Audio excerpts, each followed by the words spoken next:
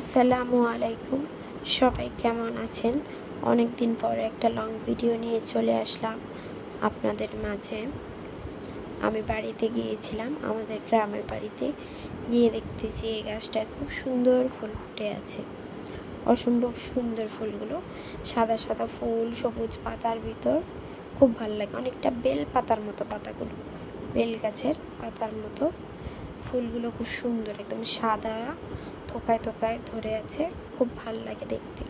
আমি আমার মাকে জিজ্ঞেস করেছিলাম যে গাছটার নাম কি, বলতে পারেনি। অনেককেই জিজ্ঞেস করেছি, কেউই জানে না। আর আমাদের বাড়ির সামনেই আছে এই গাছটা, আর অন্য কোথাও নাই। আমার দাদুকেও জিজ্ঞেস করেছিলাম, সেও বলতে পারছিল না যে কী নাম। তারপরে ফেসবুকে ঘাটাঘাটি করে দেখলাম যে এই গাছটার নাম হলো বোরন গাছ। ঔষধি গাছ নাকি বলা হয় এটাকে, অনেক জায়গায় আছে এই গাছটা, ওইভাবে পরিচিত না কোথাও, অনেকেই এটাকে চিনতে পারে না। তারপর অনেক ঘাটাঘাটি করে দেখলাম যে এটার নাম বোরন, ঔষধি গাছ। গলগণ্ড রোগ, পেটের পীড়া বা পেটের অন্যান্য রোগের জন্য নাকি ঔষধি গাছটার ফুলটা বিশেষ করে খুব উপকার। এটার নাকি বড়া হয়, বিভিন্নভাবে এটাকে খাওয়া হয়, তাহলে খুব উপকার দেয় গাছটা, এই আর কি। এভাবে খুব সুন্দর দেখতে, মানে ফুলগুলো এত সুন্দরভাবে থোকায় থোকায় ধরে আছে, তাই খুব ভালো লাগে, অসম্ভব সুন্দর। আমি আমাদের বাড়িতে যেয়ে এবার দেখলাম। আসলে আমি কখনো লং ভিডিওতে ভয়েস দিইনি, তো তাই ভুল ত্রুটি হলে ক্ষমা সুন্দর দৃষ্টিতে সবাই দেখবেন, এই আর কি।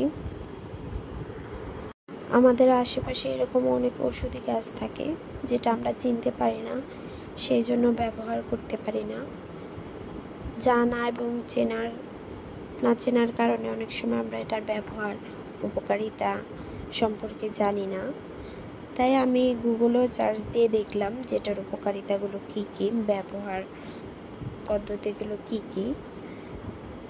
এটা অনেকভাবে ব্যবহার করা যায়, বিশেষ করে মানুষের রোগের ক্ষেত্রেই বেশি উপকারী গাছ, ঔষধি গাছ যেটাকে বলে, ঔষধি গাছ হিসেবে এটা পরিচিত।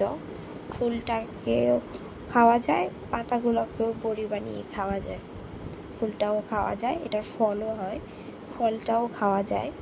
ফলটা প্রসেসিং আছে, বিভিন্ন প্রসেসিংয়ের মাধ্যমে ফলটা খাওয়া যায়। প্রসেস ভালোভাবে করে ফলটা খেতে হয়, নর্মাল ফলের মতো ওইভাবে খাওয়া যায় না, প্রসেসিংয়ের মাধ্যমেই ফলটা খেতে হয়।